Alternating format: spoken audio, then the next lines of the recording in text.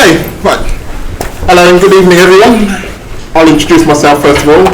My name is Clyde Morgan and I am a journalist and broadcaster, but I've also DJ'd around the world in a number of clubs and events, ranging from Vegas to Miami to Ibiza. Now my stand on vinyl, I'm always got to say I'm a vinyl man at heart. And that wasn't me. So anyway, back to me for a second. It's all about me. So anyway, yes, I'm a vinyl man at heart. I've got rooms and rooms of vinyl that I often think I should get rid of and I'll sell, or give away, but I never do. But these days, I love the digital music as well, and it's easier to carry and save my back. So what I'll now do is ask the panel to introduce themselves and say what vinyl means to them, really. I'll start with Sonny on the end. Straight in at the deep end. Hi guys, I'm Sonny Wharton, a DJ, producer, whatever that is now. Signed to Skip Records. I've got my own digital label, Watertone. Started DJing originally on vinyl, obviously progressed to digital, as everyone has mainly. Vinyl to me kind of is twofold really. It's quite nostalgic for me. It's what I kind of first got into dance music with. Still got my vinyl collection. I still play it at home, but it's not really practical for me as a touring DJ or as a producer to put my music onto to play out. So as a DJ I play digitally. Financially, from a label point of view, it's not something I feel I can justify spending on to release physical products with a label, so that's why the label remains digital. But yeah, I've got a soft spot for vinyl, and I still buy vinyl. And as an artist, to get your track released on vinyl is quite probably more of a nostalgic thing, really, where you feel like you've got something to show for your hours in the studio. So yeah, that's kind of what it means to me. Okay, James. My name's James Lavelle. I'm just a music lover really, and I've had the lucky opportunity to work with music my whole life, so very fortunate for that. Vinyl for me kind of means the beginning really, and in that sense, like all beginnings, there's something incredibly nostalgic and incredibly beautiful, just because the economics of the world mean that certain periods of our lives, certain things were made in a much more human way, and but as time has moved on and as things have moved on, technology has been is very important in the way that we grow, especially within, well, I think in everything in life, but music, it's been incredibly important in the last really 10 years, the way that the digital side of music culture has changed. And that's not just about vinyl, it's essentially about the way that music is made, and therefore the platform in which you listen to things is a result of the way that music is made and crafted. And part of what is wonderful about something like vinyl was part of the craft of making vinyl, and there was a very particular route in which you made records and the process of making records to end up with this physical thing and this experience that you had to listen to them. So that has changed dramatically. Also, being a DJ and being massively into DJ culture and the music that's made in DJ culture, the way that technology has influenced especially DJ music is hugely important. So the fabric of what we deal with, the fabric of the basis of music, the way that we listen to music, the way that we DJ music has changed hugely, and that as a result has influenced the way that our format, in the way that we present ourselves, essentially being, for the last 50 years as being records, has changed dramatically. So that influence has changed the way that I look at vinyl, not in the fact that whether I like it or not, but in the practicality of what I do as a profession. So it's a very, there's, my view on vinyl is from nostalgia through to practicality is there's so many different discussions and arguments and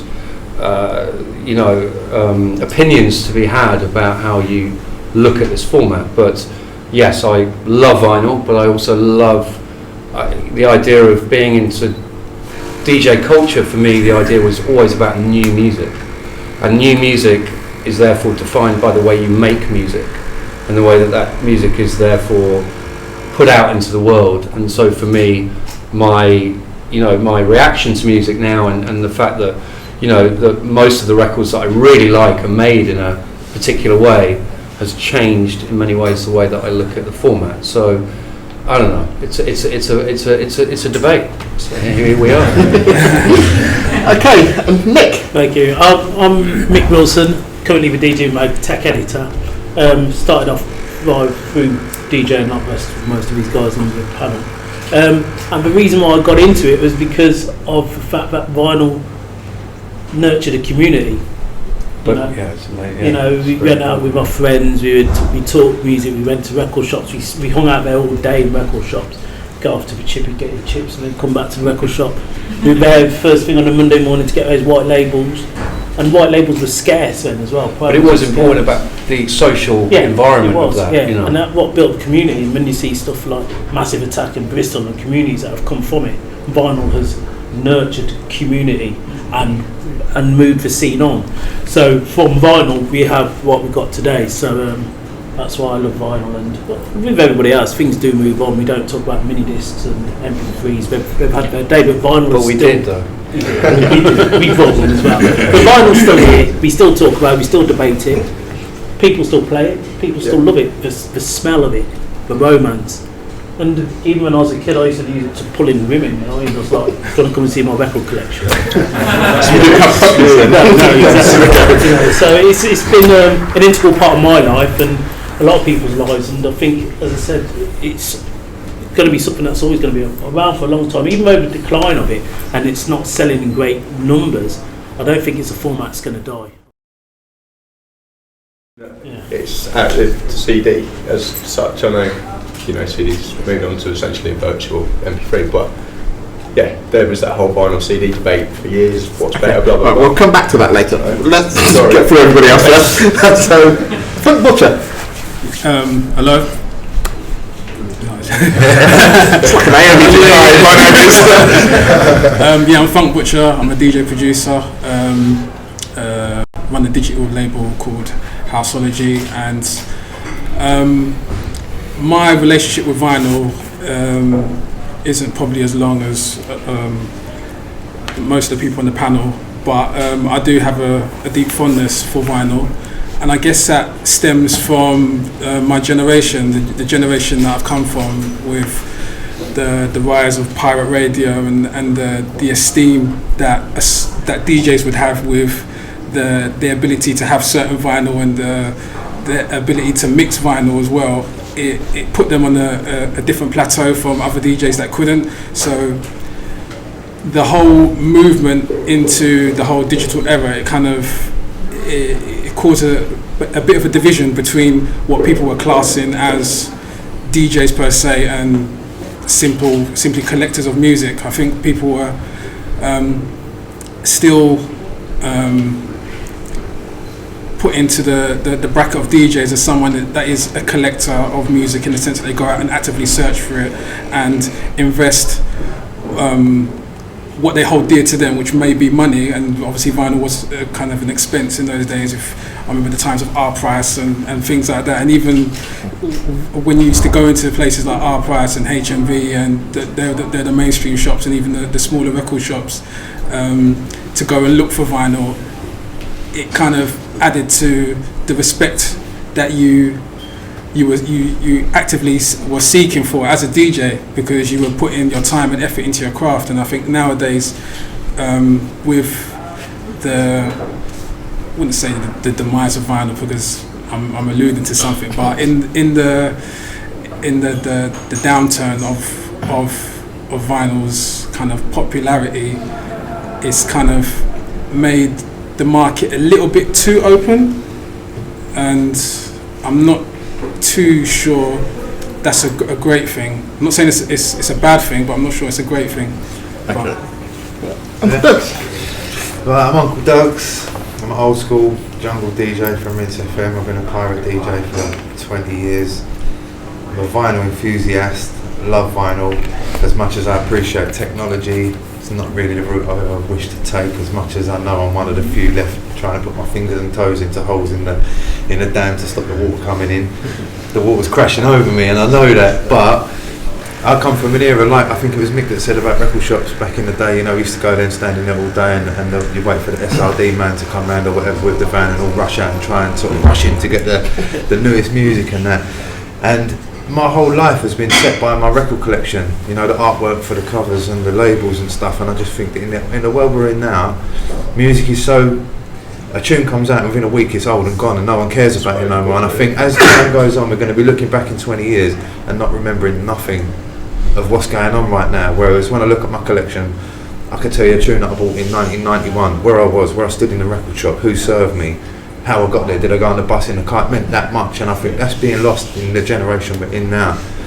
And it hurts me a little bit. I do understand that the CDJ mixing and the tractors and the Seratos, they're great because you can take the whole collection with you to a party or abroad or whatever, and that's great, but it's just lost so much identity along the way, and I think that's something that we're really going to regret in the years to come, because music has become just a throwaway. It's like a nothing. A tune now is 79 pence or whatever, and as quick as you've got it, it's gone. Yeah, it's gone straight away, and I don't like that fact, because to me music should be something that someone's put their heart and soul into making a tune. It shouldn't be there and gone in a second. It should be something that you buy because you love it and you cherish it forever. So, you know, I'm sure I'm going to be fighting against the tide here tonight, but you know, I've got one behind me out there, so you know, hopefully some of you guys will agree with what I'm saying, but for me it's a vinyl forever situation. And you know, I play in a lot of clubs all over the country and all over the world, and it's getting less and less times. I have to carry CDs with me now, because a lot of times I turn up to clubs and they'll put the turntables on for me and the arms will be bent, or the turntables are just got a load of dust off, you know what I mean? They've got them out of the back cupboard and lifting all the coats off them and stuff like that, where they're just on the bottom. So, you know, I understand that we are in a different age now, but I just think that when we look back in years, like I said, it's going to be something we regret moving forward so quick. And you know, I hope that, I don't own a label and I'm not a producer, so I understand labels have to earn money and stuff like that, and you can't put out something that doesn't sell.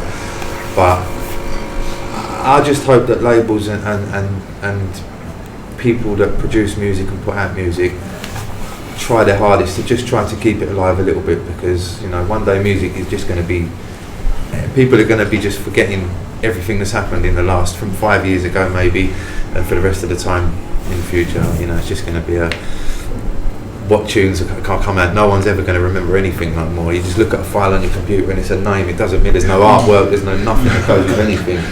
So anyway, that's me. And last but not least, Peter. Thank you. My name is Peter Adediri, and I'm a business consultant around digital media and a practicing solicitor.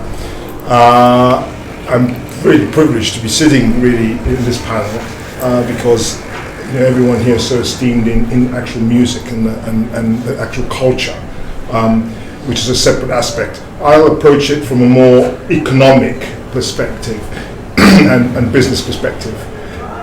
I think that vinyl is not dead. It's never been dead. It's simply a transition to a new mass media consumption format, and it's about units sold to a number of people. And what you had the gramophone, and then that was taken over by the records, and then the CD, and now digital media files. So you will have some a sort of close community of people who would still want to cling on to vinyl, but you're never going to have vinyl as a mass medium consumption format. Digital files are perfect. They will degrade quicker than vinyl. The sound is technically not as good at the moment, but the technology will catch up and it will be as good eventually. But you'll never have vinyl again. There was a slight surge, apparently. I read somewhere in Music Week, there was a slight surge last year at the period of Record Store Day in April of about 85%. But I don't think anyone should be rushing out now and investing in any vinyl production companies. Okay, so judging by what everyone said, most people are pro-vinyl in different ways. But Peter, I'm going to start with you. This is kind of talking from a business perspective as well. So you're saying that vinyl is not dead and won't die. Surely it has, in the fact that what most people buy now is digital. Okay, I think that I did say before, right after that, I qualified it and said that it's not dead as the primary medium for mass consumption. The idea is the critical mass. How do they consume music? The critical mass consume music. They consume digital music files. The entire music ecosystem has shifted. It's just changed. The way people want to access music, the way they want to store music, the way they want to play the music has changed. The devices upon which they play the music has changed, and that is what it is. And the facts speak for themselves. But vinyl itself is not dead, but it just will never become the mass media format for music consumption ever again. Okay. So, Sonny, do you think, as a digital label manager, that you would ever look at doing vinyl? I'd like to. It's kind of back to what you were just saying. It's more of a sort of figures game, really. It would be a lost leader. It would be probably on more of a nostalgic tip, because I run a very small label. It's never going to be competing with strong labels. My label's more kind of a labour of love, really. It's there as such. I kind of use it because I get sent music from new producers and I like those tracks and want to kind of help put them out there. So yeah, it'd be more for probably a personal nostalgic thing to maybe have a vinyl release for the 100th release or something, to kind of mark something that means something to me. It wouldn't be a business decision. It would be something that I would be very surprised if I even covered the cost. Just at the pure level of how my label runs. A bigger label, it might be something, they're not really going to have much overhead. I'll buy one. So, one sale you got there. I'd quite happily get something pressed if I wanted to do it on a nostalgic tip, and perhaps just give them away, because it's more of a personal meaning to me to have something on vinyl than it's definitely not a business decision. So yeah. Can I just jump in? Isn't it a thing about pressing vinyl? It's the cost of pressing vinyl that relates to the profits that are made, because it costs so much to press vinyl. Just to get that. That's where you don't get the money. Finish. And if you're pressing smaller units, like 500 units, that's cost more money. But then you're getting into the economics of the world we live in. Yeah, true. Which is everybody wants everything instantly and cheaply. But you look at this. It hasn't. The cost of vinyl hasn't changed much in 30 that's years. not moved. No. Well, actually, it was a lot cheaper 30 years ago. But the last, ironically enough, I ran a label called Mowax, and that was started 21 years ago, and that was because everybody said that vinyl was over. Yeah. That's why it was called Mowax. Now it should be called Mo Digital, or whatever, or No Digital. But I mean, the ironic thing is that this is a discussion that's been going on for 20 years, and especially because we're dealing with a lot of DJs. The vinyl format has always, up until the last 10 years, because it's only it's really only about the last 6 years where it's really changed. I think the big blow to vinyl was when Technics announced they were going to stop making the Technics. But I mean, once they said that, everyone sort of thought, that's it. But it is literally about 6 years ago. I mean, the first person that really championed the idea of no vinyl, no CDs was Sasha doing Ableton. He's one of the first DJs in the world that Ableton gave the system to. And that's about, 8 years ago. It's not, but the debate over vinyl has been going on for 20 years. The bottom line is it's just economics, and it's also about, it's social economics, it's about the way, we're dealing with the fact that, people, a record collection. So, I'm sure your and I record collection are slightly bigger than most people's record collections. But even in the world now, you look at the amount of people that are in the world, the way that people live, property prices, everything. It's not just about this physical, warm, beautiful thing. It's about the fact that what the fuck can you have in your house? How can you service a world with music that is economical and blah blah blah? So you've got so many aesthetics that are going on, and because we're coming from DJing is a massively important aesthetic within vinyl culture, because CD came along 25 years ago and destroyed vinyl. Vinyl has been on the decline for the last 25-30 years.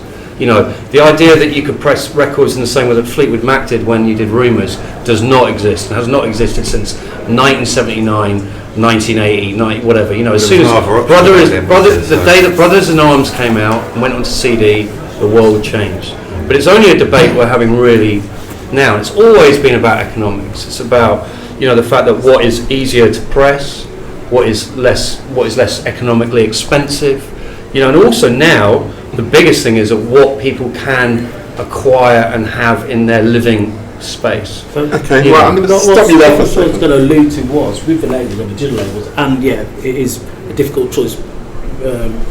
Pressing vinyl, there are labels out there that are still on vinyl only, or do small runs. They make money. They've got fans. People will go out there and buy that product. It's harder for the mass market to generate an income from vinyl, but a niche market can still make it and still survive and still be still flourish in this day and age. So actually, in many ways, it's gone up. It's going up. It's not going down. Okay, in the recent kind of Okay, so that brings me on to the next point then, which I'm going to direct at Funk Butcher first. So, as a digital label manager, is the physical format then holding back the music industry, would you say? I wouldn't say it's holding back the music industry. I think for a lot of label heads in this day and age that choose to make the decision to press vinyl, I think it is pretty much a selfish decision. They have their own vested interest and their own love for that format. That is why they do it. I wouldn't say their decisions are in essence holding back the music industry and the kind of the wider aspect of how people are playing their music. Again, it just goes on to what people can afford in their living rooms to be able to play that format. I mean, you mentioned don't even have turntables. Yeah, I mean, you mentioned earlier about going to Our Price or Virgin or whatever record shop you went to as a young child with your 99p and you got your little 7-inch single. Yeah. So, is that part it has been lost now. So surely, if that is not happening, then you're missing, as Mick has said earlier, the community side of it all. I wouldn't say it's lost. I would say that it's like Peter said. It's not a mass feature anymore. It's just assumed a cult status. I mean, as someone that I'm in the house music genre, and there's just been a resurgence in the amount of vinyl only labels within that genre, where they're specifically only putting out vinyl release of their music. There's companies like Get Physical, and that's what they do. They're the physical side, and there's Get Digital. They've got a digital wing arm of their label, and maybe it's purpose built to kind of kickstart a trend where people are buying vinyl again subconsciously, but by and large, I wouldn't say that it's actually dead. I think things are on the up, but things always start as a cult status before they hit mainstream. That's how it is. Things start off as cool, and then they lose their coolness when they gain mass appeal, and I can potentially see that happening. Vinyl's a taste thing. That's what it is. In 2013, vinyl's a taste thing. It's not based on any form of business decision whatsoever. No one is making real You talk about money. business, it's not even based on a sonic decision. That's the most important thing. Yeah, exactly. Sonically, and actually with vinyl, whilst it is brilliant. I mean, I saw DJ Shadow yesterday. He's one of the biggest record collectors in the world. And I said, do you buy, what's up? Are you buying new records, vinyl? He's like, you know what, dude? I know. And I said, why? Because I was shocked. He's like, because they sound like shit. I said, why? He goes, because, again, the chain of how you make that record. Yeah. And the ability to get that record crafted in the right way to sound really good. He's like, when I go home, I'll listen to, I don't know, sake of argument, Led Zeppelin on vinyl or Aretha Franklin, because it sounds fucking great. But actually, if I buy a new record, most of it doesn't sound that well, because the process of making it is not that great. And so the idea of business with vinyl is sort of like whatever. Really, it's about what does it sound like. Do you know what I mean?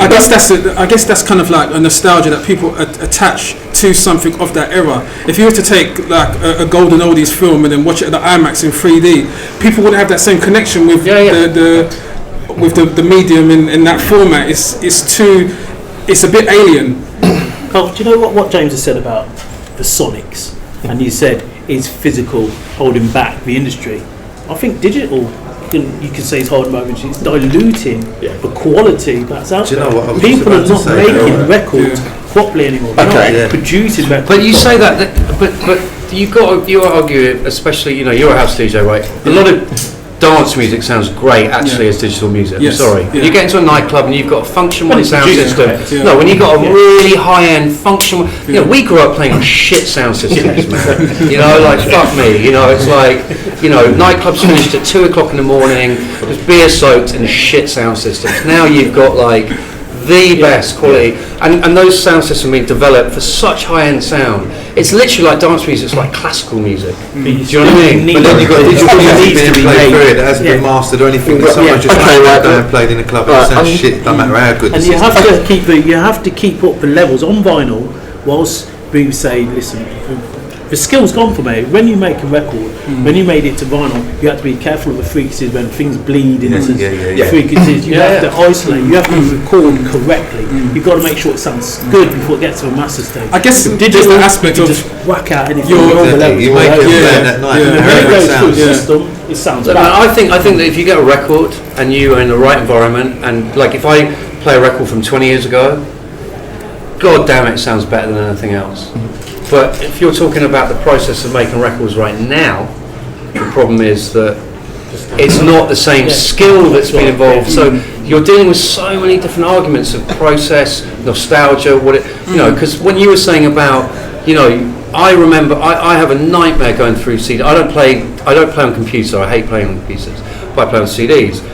The thing that I always loved about DJing before is that I could recognise the label, not the name, but I just recognise the label from being in a shop with my mate, buying that record and whatever. Oh, it's the blue label. Oh, it's that. Oh, yeah, that's even my white labels you with that writing on them. I know what they all are, but when I look at CDs with a bit of pen on, I think I don't even remember them. It's got the name of the person and the name of the tune. But surely, with all of this, just my writing. The main thing that's happened here, which is surely the best thing, is that digital format, whether you like it or not, has made the whole world smaller. So that the world is smaller though, because of the internet.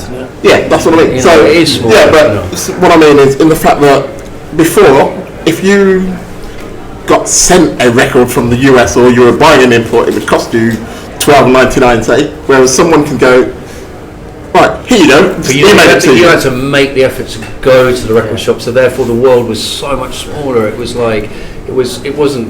I don't say it's an elite thing, but it was something you made the effort to experience. And music is a different thing in that respect now. To sell a Mowax record in Alaska 25 years ago was impossible. To sell a record in New York was difficult enough.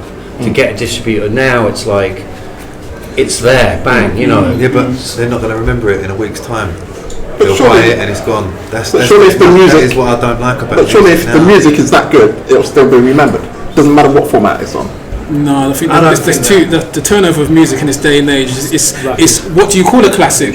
Because the turnover of the charts, and you can go on Beatport and there's about 200 releases a week. Like we're in a throwaway generation now. Yeah. Everything's easy come, it's just in and gone, and where's the next thing? That's I was just going to get to that. It's we're of a different generation. Yeah. It's a generation that will Are we old? Is that what you're saying?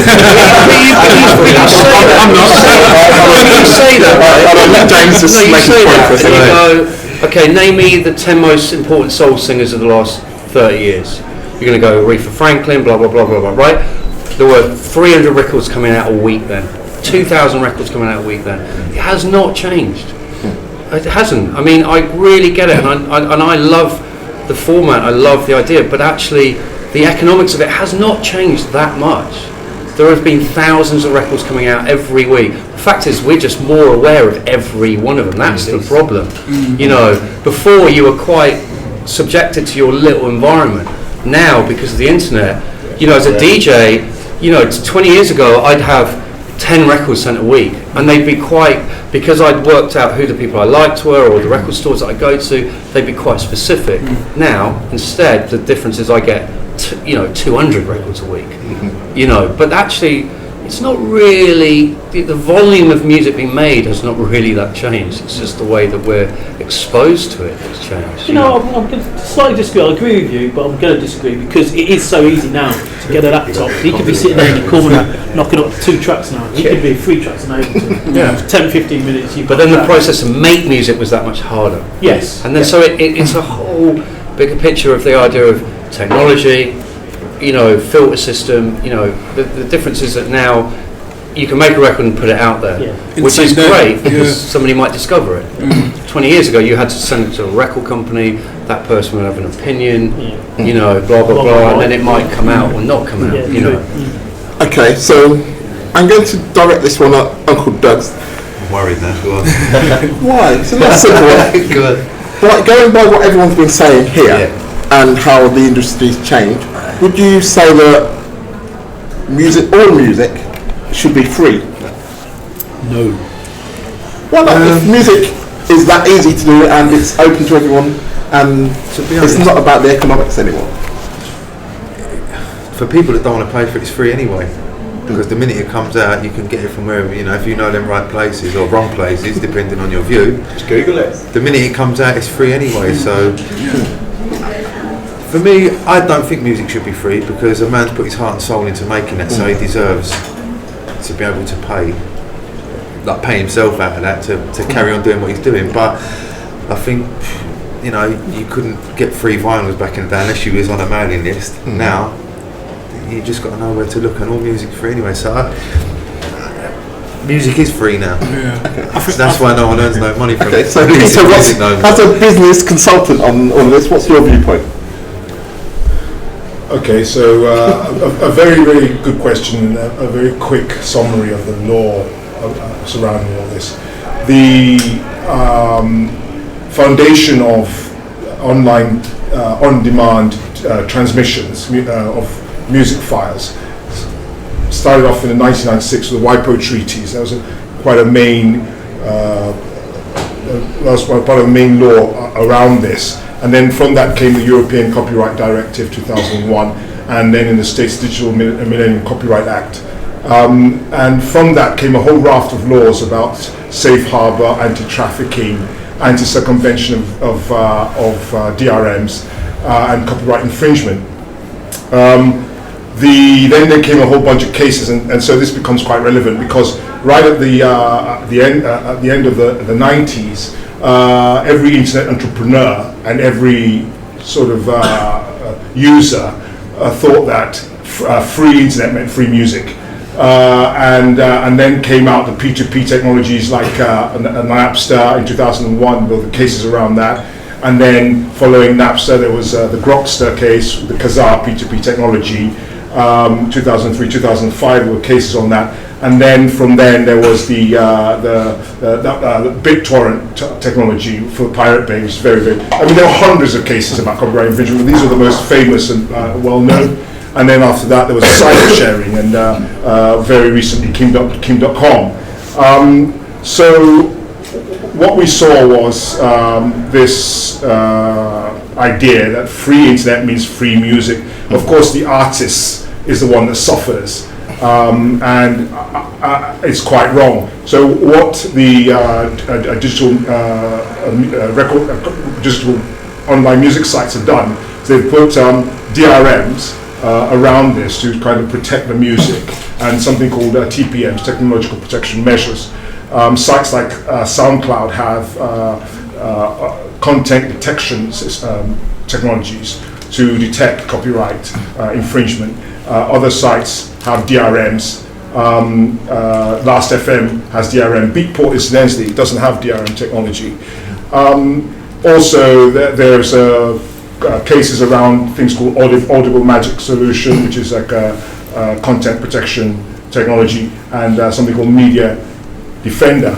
But you use a combination of contracts and software. But the reality is that the legalities surrounding digital music files are so nebulous and complex at the same time that nobody really knows what the answer is, and we're still trying to interpret the laws on this and how they would work. And I think that the entire ecosystem, which is something I was hinting at earlier, has shifted, and we have to have a whole new model, which might mean free music. But what might happen is what Jay-Z did, which was you get paid up front by someone like Samsung.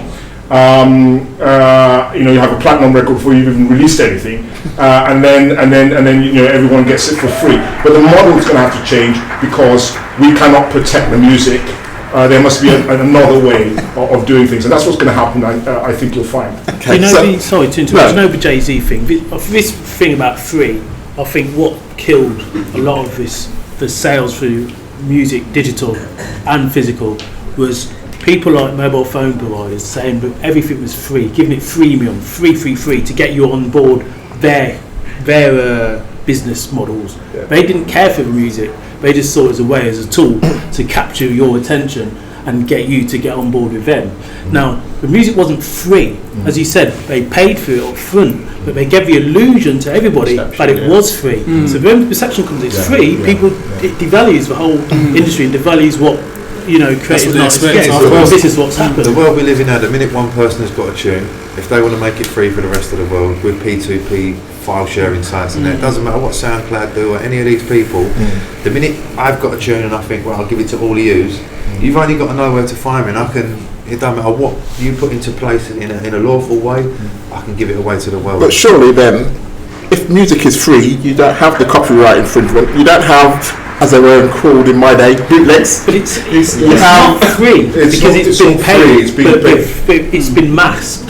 But so Samsung paid Jay-Z, and then if he gives it away we're free, still talking about essentially an entity which is moving past that, because it's going to move to streaming where there is no physical, virtual.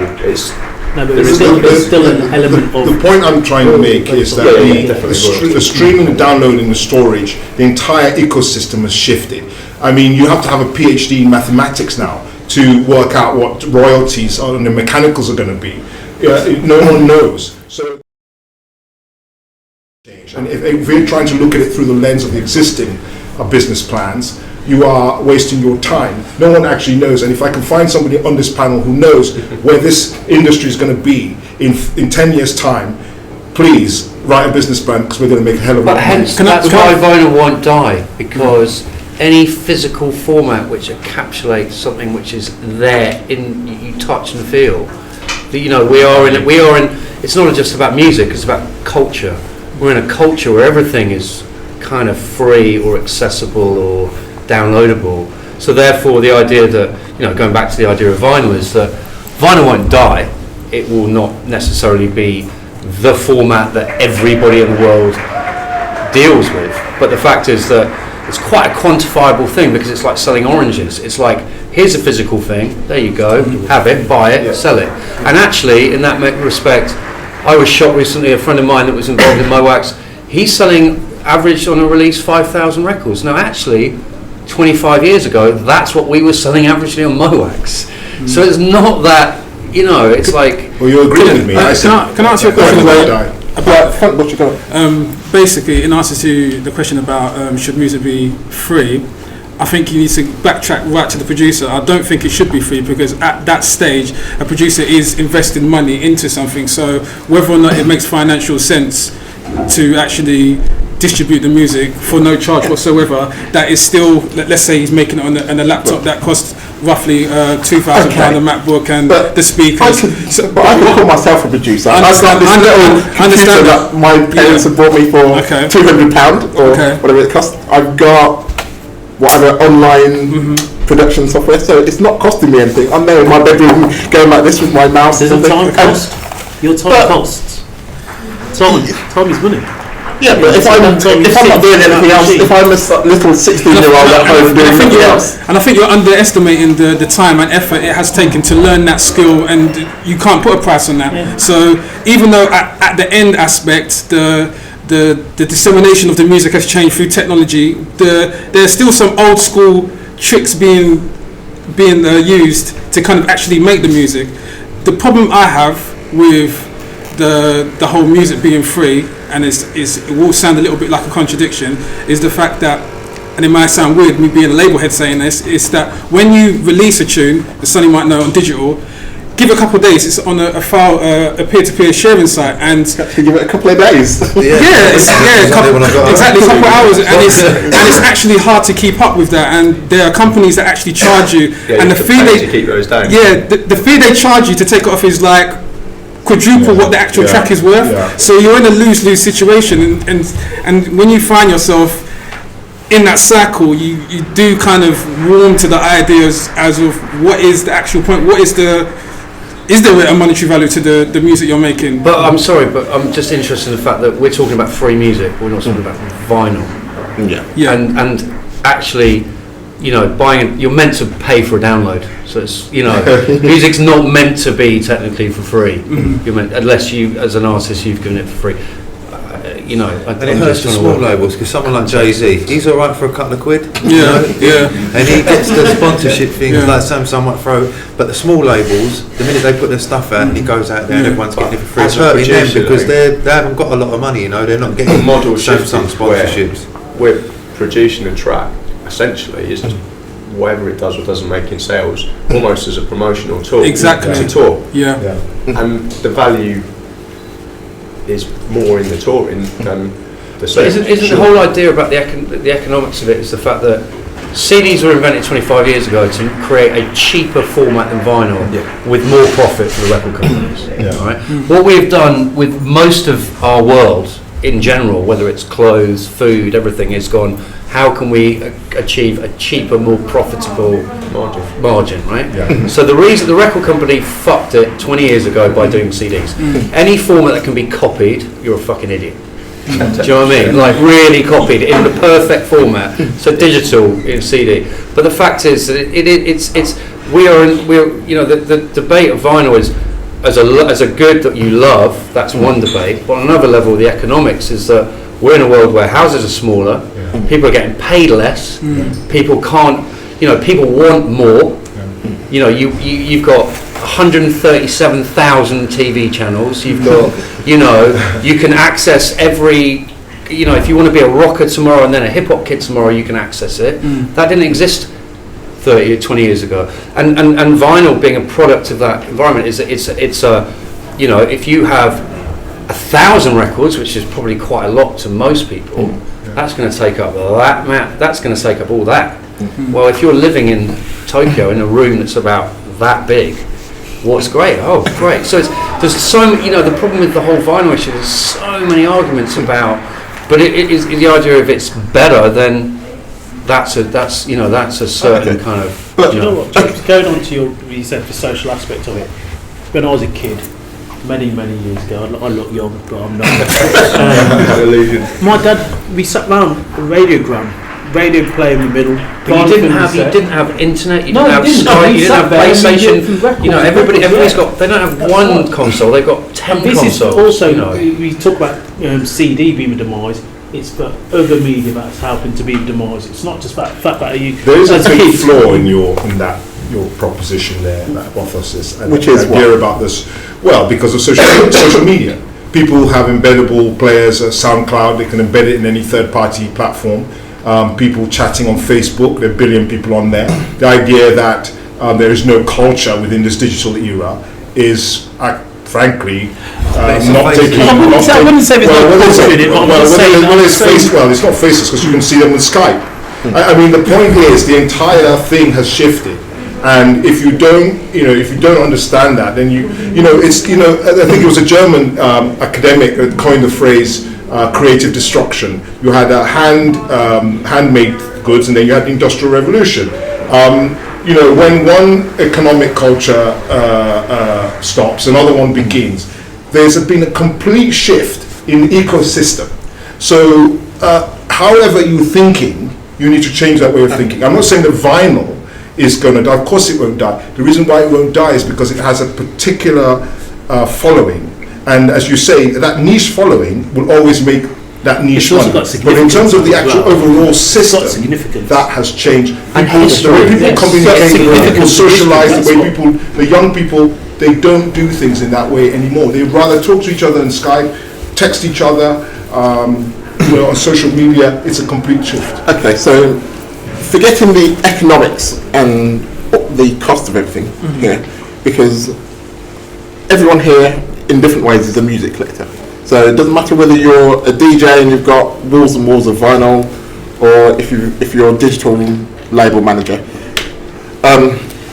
So the thing is here, which I can't remember what my point is now. I've rabbled on. God, all right, I've got to think back. What was I going to say?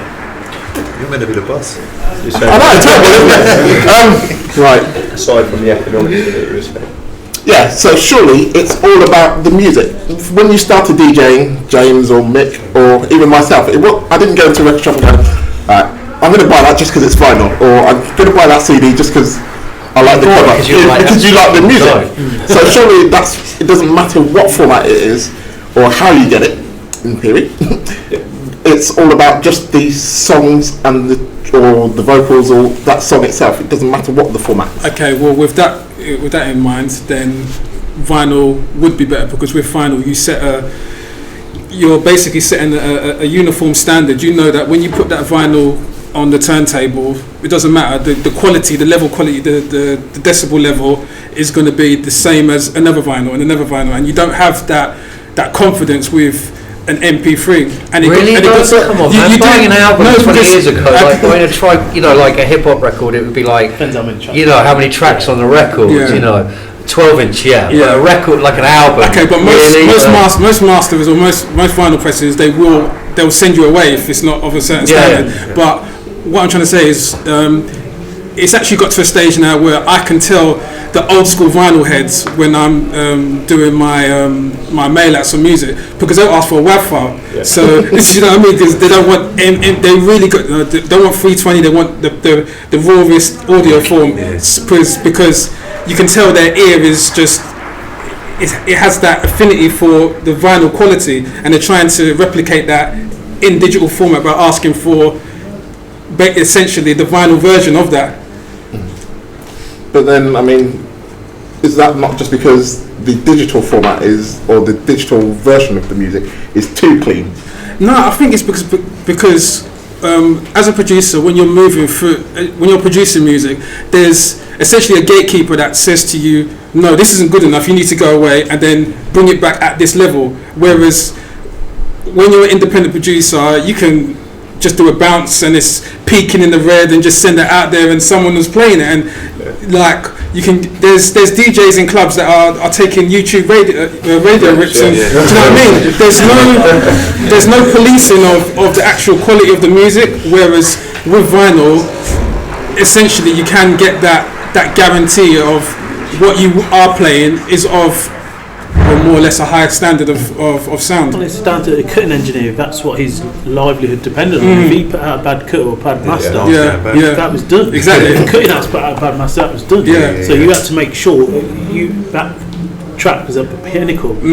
Pressing plants and masters is a skill, it's a technique which is lost. Can I just make a slightly different point that's related? I think we should be slightly wary of all this idea about digital media being sort of not so culturally acceptable, and the idea that record companies that internet entrepreneurs and the music is not so good, because actually record companies can take advantage of that. For example, this whole idea of 360 deals, 360-degree deals, that's come because record companies are saying there's all the piracy, and they're saying that the internet entrepreneurs and the distribution and marketing platforms, the internet is capturing their market share, and so they're now going to take a cut of every single revenue stream that an artist has, including publishing, touring, distribution, and they'll give you an advance, but they'll take things that are traditionally separate agreements and they'll put it all into one. So that is incredibly restrictive, and and this whole idea that piracy is such a huge impact on sales. They haven't produced any evidence that people who are pirates would have bought music legitimately in the first place. So I think that there are people who would take advantage of the current sort of not lack of real empirical information and evidence about the real impact of digital media. I think, do you know what? I think one of the things we've got going on here is when digital started making an appearance, you had haters. Everyone's vinyl. You got haters. You're still going to get the haters. But that's protectionism, because they obviously wanted to keep. It has shifted. I don't think with digital haters here, it's part and parcel of life. So they had that when Phil Spector changed from mono into stereo. People were walking around freaking out about mono not being used. But I think it's just the passion of where vinyl has brought us.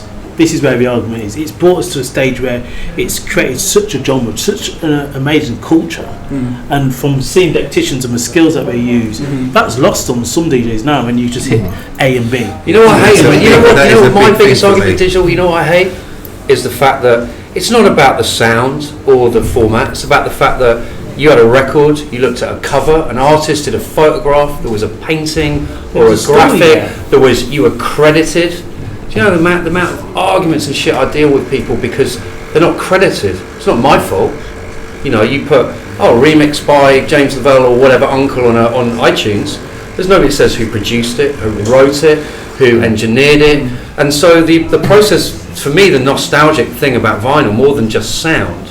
Because half the time you're in a nightclub, you can't tell the fucking difference. I'm sorry, you don't tell the difference. I mean, I guarantee you, I'll ask anybody here that's at Fabric at 5 a.m. going, it's an MP3. It's just not happening. Sorry, man.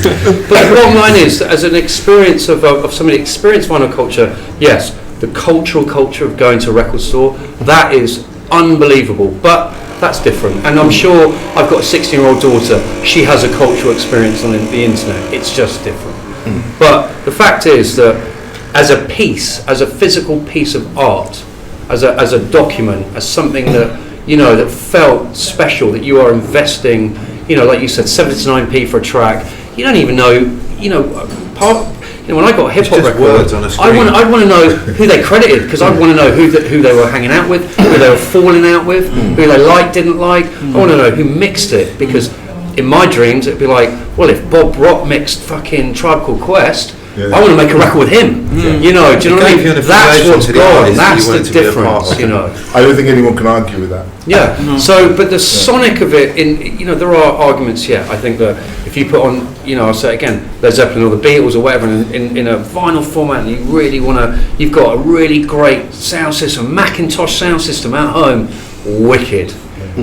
But it's. I don't think it's necessarily about sound. I think it's about culture. I think it's about all of those things. And yes, I do think it does influence about sound in the past, but to be honest with you, 90% of the dance records that I play, actually, if they're on vinyl, don't sound as good in the club, because everything's geared towards that. So that's talking of the club situation. I mean, most DJs these days are on laptops and software or even iPads. So, what am I saying? So, surely the art of DJing has been lost as well. Yeah, but that's about digital DJing. That's not about. For instance, if you DJ on CDJs with a CD, sounds very different than if you're DJing on Ableton. So I don't like things like Ableton because I think it's so clean. And I think as a kid in a dance club, when you hear the fact, it's like somebody playing guitar. Do you want to go and see, the sunrise and it sounds exactly the same as record?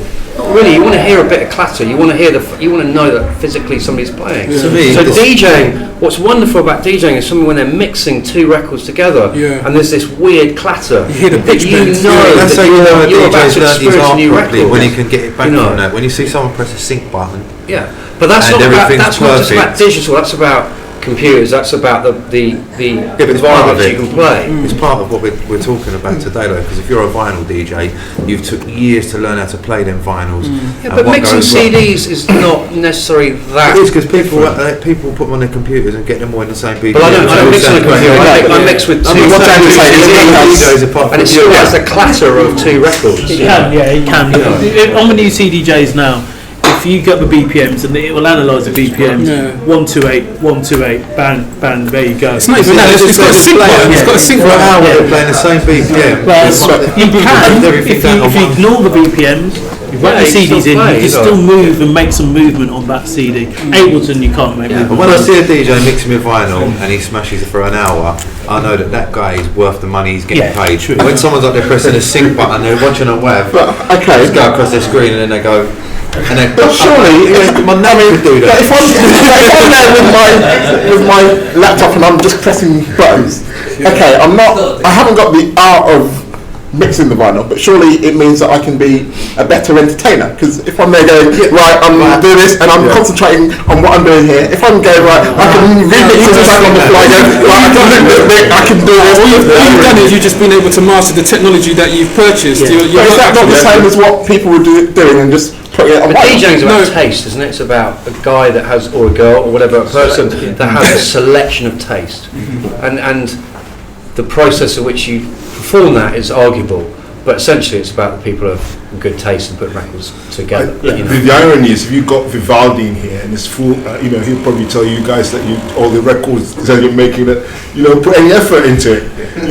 I mean, it's just to me, things move on and it changes. What I do agree with you on is, as a marketing tool for a showcase or something, having an actual album with a vinyl record in it is always going to be an MP3 file. But the idea that we should stay in the past, to me, doesn't make any sense. And I'm probably one of the oldest on this panel, but I think things move on, and we've moved on as far as I'm concerned too. And that's It's true. For me, first and foremost, the art of DJing is first, more important than anything, about your selection, because you could have the best mixing in the world and the best technology. If you play shit tunes, the crowd don't care. You could play the best tunes ever and not mix them well, and the crowd will enjoy it more. But I've just got a problem with whether you play vinyl or you play CDs or you play track test, right, or whatever. Use it to its full potential. I hate the fact that now we've got all this technology and I see people pressing a sync button and doing what I do with two vinyls. What's the point of having all that gear? You're just old-fashioned. And just, I know I'm old-fashioned. This is the thing. That's why I'm on the panel. That's why I'm on the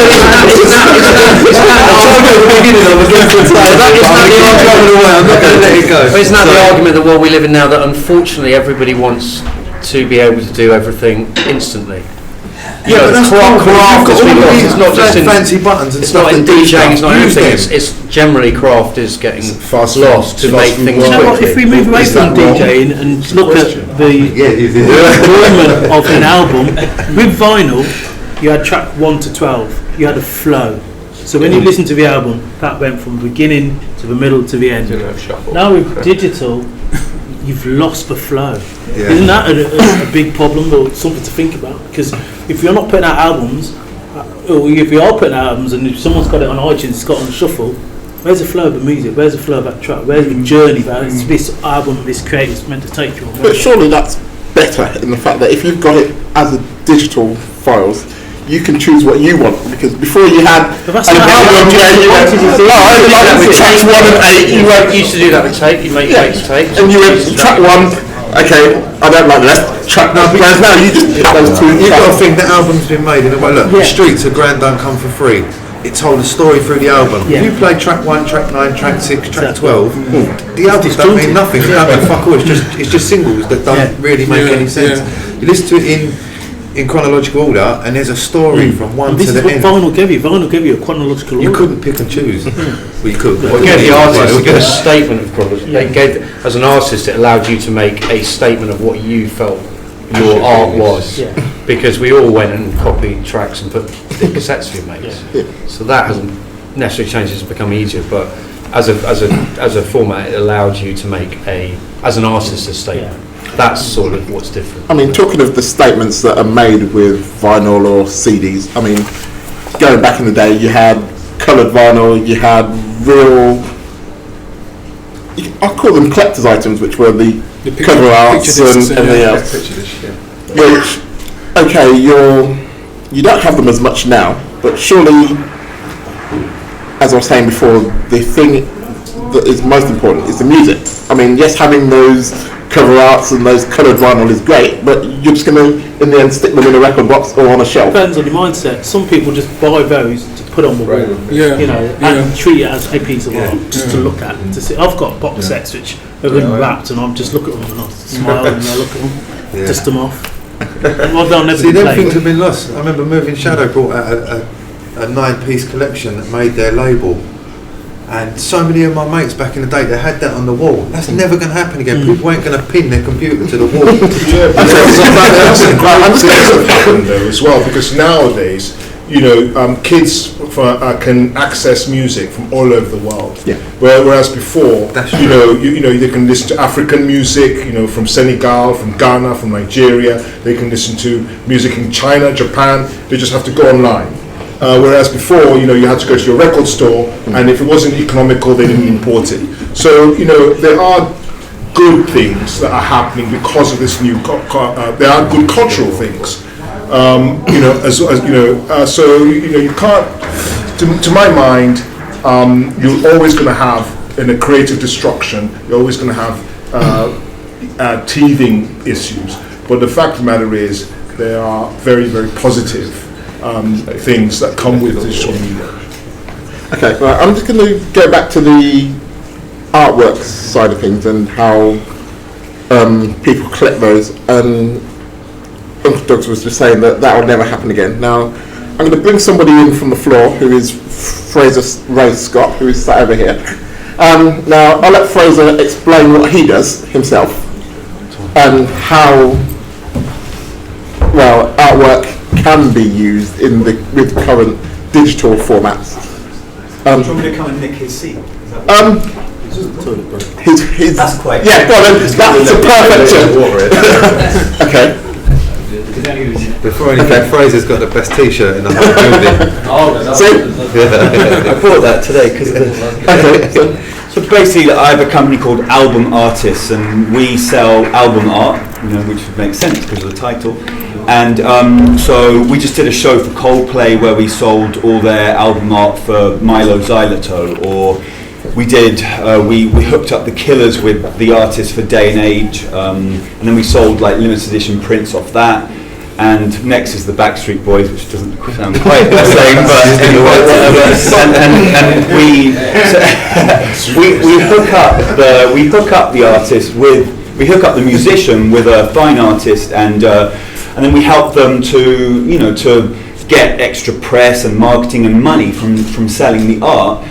And also what we do, which I think is the most important thing, is that we help to make like this big beautiful experience. Like with the band I'm working with at the moment, they gave me a bunch of words, what their album's about, what they're feeling, buzzwords, and we hooked them up with a printmaker. And this artist is turning all the lyrics into pictures. And it's stunning, and you've just got this whole thing which takes it so that when you've got the sound, you've got this immersive experience. So would you say then the lack of digital format is then not shortchanging the artist? Basically, when you've got a digital format, you can still pull in a necessity for a physical product which people love by the artwork. What we do is, it's like the oh my god, he's coming back from my seat. No,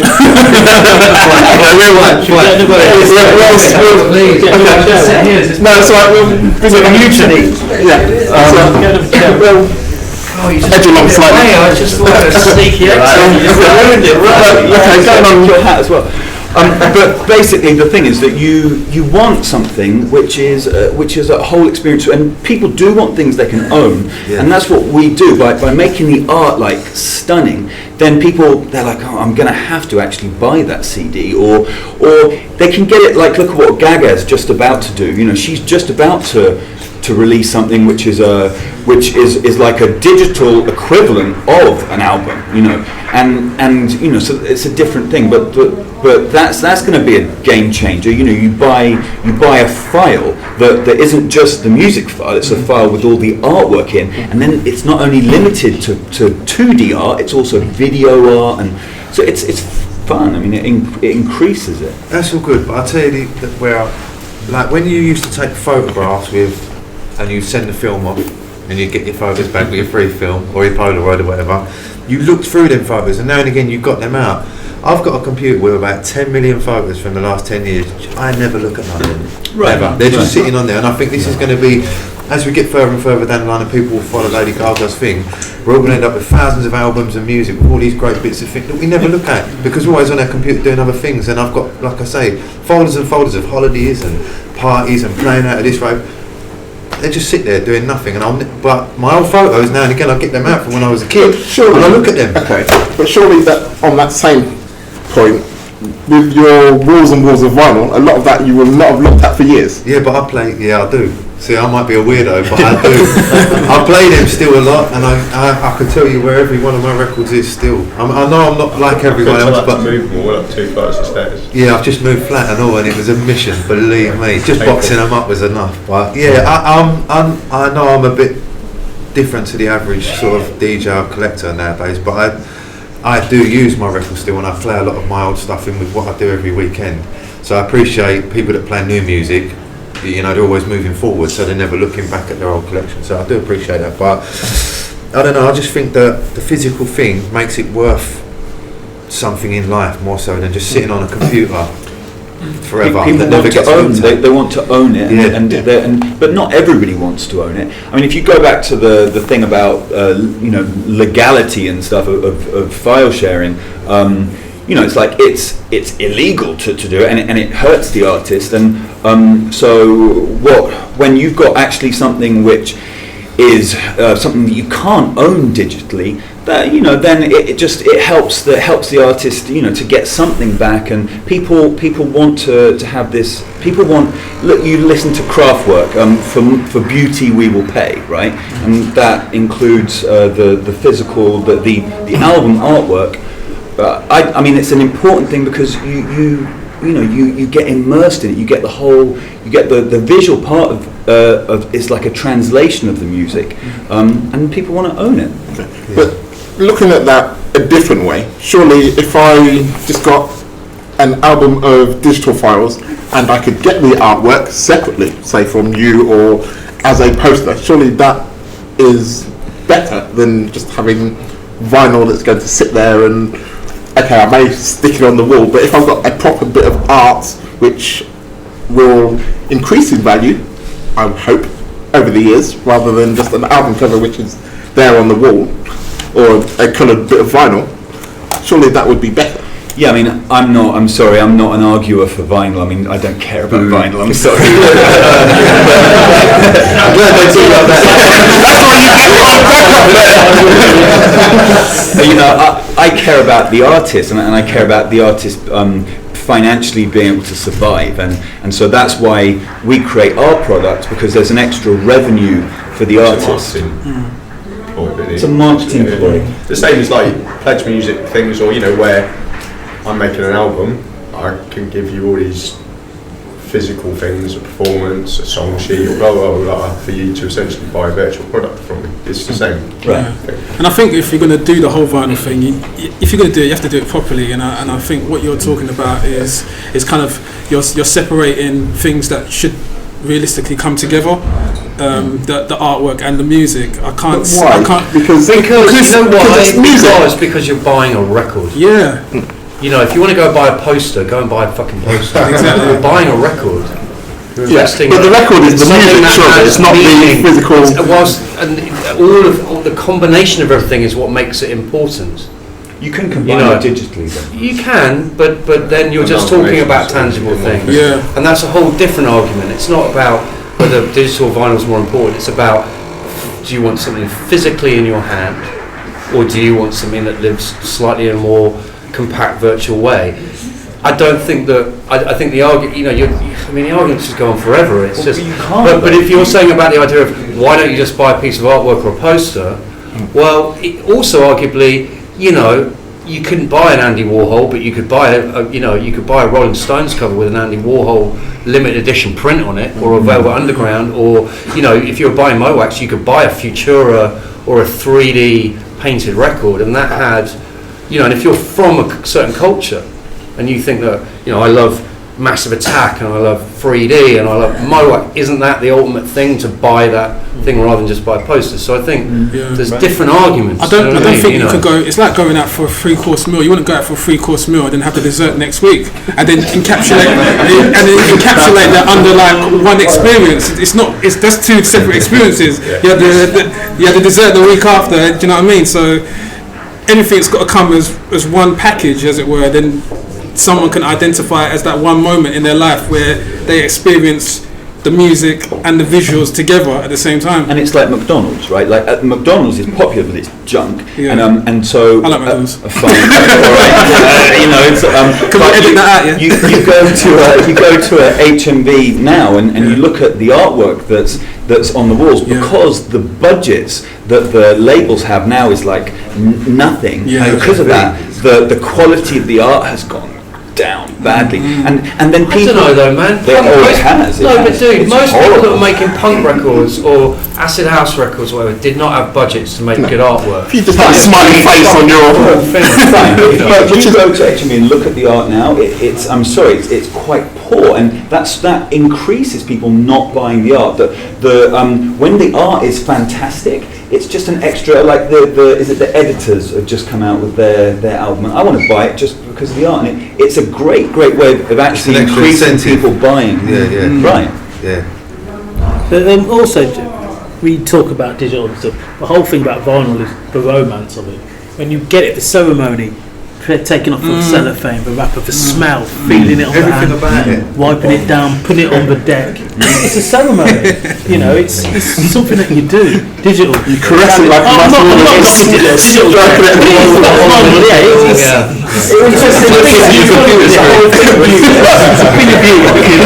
So, you know, it's that romanticised feeling of vinyl, and I think that's where the love of vinyl is, because it's something that was this ceremony. You smell it, you do, you literally. But as a DJ, can I say one thing to you? Do you really want to lug around with 3 crates of records? Well, hold on a minute though. It's another one of arguments. It went on this bonus day. People play vinyl and then they started playing CDs. And everyone around me that plays CDs was like, "What, you're still lugging your tunes about?" No, I see them same people taking controllers, stands. You're going in the club like they're going around me for 2 weeks and setting up stuff, and I'm walking with my one bag and they've got more than me. It's gone the full circle again. Not necessarily, because I can walk into, especially with how technology has changed, I can walk into a club now with my little USB stick and just go, there we go. But what Doug's is saying is that the argument that people initially put up for moving from vinyl to CDs is that it was too heavy. Exactly. Yeah, then they went from CDs to something bigger. Yeah. And that's an argument against the airline companies, because just sort out the excess baggage. You know what I'm saying?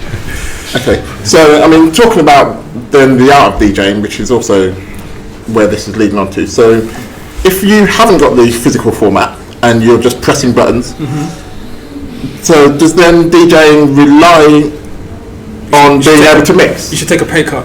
Really? Not joking. Yeah. And actually get it right. Right. I mean, for example, okay, right. I'm not going to mention any names here, but there are a number of bigger name DJs who are not the best technical mixers in the world, and they do earn a lot of money, but they have great personalities. So surely that's It depends a on big part of genre it. and style. You know, do you want to argue with Giles Peterson about not mixing? Because he's a great DJ. But if you want to go and see, I don't know, Richie Hawtin, different experience. DJing to me is about selection, like I said earlier. But with that, I want to see effort. Whether you can mix or not, I want to see effort. I don't want to see you pressing a button. I've just played. Yeah, but surely if I'm just pressing a button, but like that.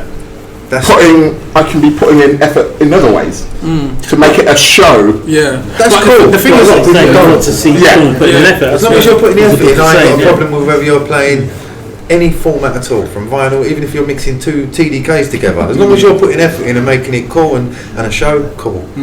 But a lot of people don't. They just it's a shortcut to get paid, the digital thing. They buy this equipment because they think I can do that. I ain't really got to do much else apart from press that But button. if somebody and mix for spent me. 3 weeks re-editing on a record with press of a button, they put the effort. It's I mean, it's difficult. I mean, you don't see it like that. If you spent 3 weeks editing a record, then you shouldn't have done it because it ain't yours to edit in the first place. But it's no That's different a for whole somebody doing a different- bootleg back in the day. I made a tune that was 6 minutes long. I don't want you playing your 3-minute edit. It's my tune. What are you doing? Yeah, but fucking with about some my tune? DJs, surely, right, you go to see that DJ because they can play the same 10 records as another DJ, but they do it in such a different, unique, special way that's what makes them Sasha, for example, or something. Do you know what I mean? Yeah. And that can be down to how they've edited them together, or their preparation, or their vision as to how they want to take someone else's track and layer it with this or that or that. Or so that's I don't know. taste. I don't think music should be mucked about. If you've made a tune, if I've made a tune, I don't want someone else taking it and doing what they want with it. It's not theirs to do that, and I've got. Then don't let them have it. But there's So you've never played a bootleg remix of a track, or You've never played an acapella over another track. Yeah, but that's not the same thing. If I give you a 6-minute track and you edit it down to a 3-minute version of what you like of it, But surely that's the same thing as doing. no, you're playing two original tracks. Yeah, but I'm still mucking about with it. If I decided to do a mashup, say for example, I'm still taking 2 original tracks and mixing them together. So. Yeah, but you're playing them how they were made. You're doing something out of 2, making 1 out of 2, which is mixing. You ain't getting your vinyl and cutting around it with a pair of scissors. The bit you like, you're just playing that. have 8 vinyl decks. Yeah. And you want to layer 8 tracks. And Yeah, but that's cool because you're doing that with the original tracks. But all the greatest DJs, like when it was Frankie Knuckles doing Dark Satira, all those guys, they were on 2-inch tape, editing records as they were playing them. Yeah. Todd Terry, that was what was wicked. Yeah, but that about was it, what man. was going on then. I'm talking about now. For me That's now, true. I don't like Yeah, you but digitally. I can send you a tune and you can do what the fuck you want with it and play it, your version of my tune. I've sweated from days and nights to make that tune how I want it to sound. But wasn't that I the can whole send point it of to you. DJing was to try and make those records? You're trying to mix them together to create something. Yeah, mix them different together, not cut them to pieces. You're mixing them together. If you can do that with 2 vinyls, good luck to you. Okay, but looking at this slightly differently, but surely, I mean, when I got into DJing, the whole point of me getting into DJing was seeing people like DJ Cheese and various others doing their turntablism in the DMC. So surely that's all they're doing as well, just cutting it They're up. doing it with an original track. They're not was a- touching the track and editing it to how they feel. Right. But Well, I think They're doing it live. They're not doing it at bar home. about Planet Rock, where he sampled 20 tunes to make Yeah. a track. Yeah. I think he'd argue very differently that that's all. Yeah, they but then were he doing. made one track out of it, and that track now is the track. There is a legal perspective to all this in terms of mashups, and the perspective is that you have to have a minimum of creative value. So if someone, as you say, pushing a button, they're not doing anything. But if you're actually taking a bunch of tracks, laying them over each other, and in that process somehow you end up with a different expression, a truly different expression, then that's your creation. So you have copyright. So there is that. There is the. Yeah. Isn't it If you can, in my opinion, obviously it's not a. We're not going to get into case law and look at all the principles, but in my opinion, the idea of copyright is to have. It's the expression of an idea. Well, it's not my opinion. That's copyright. So if you're a DJ and you actually mash something up, right, that is truly a creation which is going to take more than just pushing a button, then in my opinion you've created a completely new expression in my opinion. Now technically, you know, like a musician can look at that and say, well, they haven't really, because, you know, you can still see that that's just a sample and that's just a sample, and they just nicked it, or they couldn't genre of music that's built on sampling other people's music. But Day one. I think it's more a case of how much credit can you give to someone who does press a button and that button triggers calculations inside a computer that is the computer manipulating the sound. So they actually themselves, even though it might be them, they would like to articulate the sound in that way. No human being can actually do that to a sound. So how much credit can you give to someone who's able to do that through pressing a button? And whatever credit makes it a new creation. Well, we're evolving, and you're not going to stop evolution, and so all that's going to happen is that because of this change in technology, we're going to use that, and so what's going to happen is you're going to have suddenly 100,000 people who can do that, and so the ones who are going to rise to the top are the ones who are going to like do something sick within that. Press 2 buttons. And also, in a sense, it's more democratic now, because the audience, the crowd, can decide, you know, what is good music. Because, you know, at a certain point in the past, it used to be record companies and certain powerful figures that would say, okay, listen to that person. But now you have this internet where, you know, a following can happen on the basis that the people like the music and they follow that artist. So if you are objecting on the point of you know, cultural point and the fact that, you know, a sort of traditional point, well, that's a matter for you. But if the people like this guy who's pushing the button or girl who's pushing the button, then they like it, and so that's the end of it. That's democratic choice. I mean, I'm all for democracy in music, because I'm a staunch advocate of, if the people like you, then they like you. You're good. That's they're the only ones you need to impress. Yeah, but I was. Back in the day, it used to be an elite. The person up on the stage had the ability to do things that the people in the crowd could not. Now you're at a stage where the person on the stage and there's people in the crowd can actually do what the person on the stage can do, because they're using a tool, an instrument, which is readily available. There's no real, I wouldn't say there's no real skill involved, but the skill is you can go on YouTube and find the skill to be able to do that. So it's kind of like, that's why you kind of get backlashes of people. I mean, you have club promoters. I mean, I remember seeing something on Facebook last year about some promoters kind of they were banning the use of computers from DJs in their clubs. I mean, a number of clubs are doing that now. Yeah, because they didn't see any real skill factor. Well, I would say that bit is wrong. It's not that there wasn't a skill, but it's just that everyone has the same music. Whereas, as James was talking about before, with the acetates and test pressings and everything else, only they'd get to a point where there'd be 100 test pressings or 50, and they went out to what were known as tastemakers then, tastemaker DJs, and they were the only few in the country that had it. And so, if they played it, it didn't matter who you are, you could be there peering over the DJ console going, what's that tune? And you're not going to know what it is, because usually it was just a black and white label, and there were very few people that had it. Whereas now, I may get sent a tune, which is the biggest, baddest tune in the world. But the moment I go play, someone else has got their phone going, thank you very much, and now I'm playing it in the bar. You're unique to your set. That's where having your own, I don't know, mashup, whatever you call it. If you re-edited it, with no disrespect, that gives you a more unique version of that same way I track think that's allowed to happen is if you're doing that live. But you are doing it live. If you're doing it with a computer and you're pressing button, you're still doing it live. It's just, but you still take the time. No, I'm talking from a vinyl perspective. So if you say Africa Bambaataa, Planet Rock, now if you go back to the Acton All Day in '87, you had DJ Ron playing Africa Bambaataa, mixing kind of reggae stuff over the top of it, and that was like the birth of jungle there. Even though no one really even realised it, as far back as then, he was creating something new live that years later was going to become a genre of itself. Now you've got someone sitting indoors with a computer doing it before they go out. And I know there's a skill in that, but you're out on these days doing that live with 2 vinyls. Relying solely on that edit and just pressing play and putting your hands in the air. It's what you do with that edit and how you might layer 3 or 4 other tracks with that over 3 or 4 other Yeah, but if you've takes. done that before you go out, So what? It's that's just like there's a someone no, making because you've got to do it live. That's the skill. He's doing it So live in front of the crowd. If you fuck it up, they know you fucked it up. If you do it, fuck it up 10 times, only 11 times you get it. Mixing, that's not about making a tune. Art is always about breaking old rules and going into the future, always. And so But it's that's like cheating. It's not breaking rules. Yeah, but It's cheating. it's like if you've gone back to the days in the 80s, you would have complained about what those people are doing. Yeah, It's no, like totally. there's a future.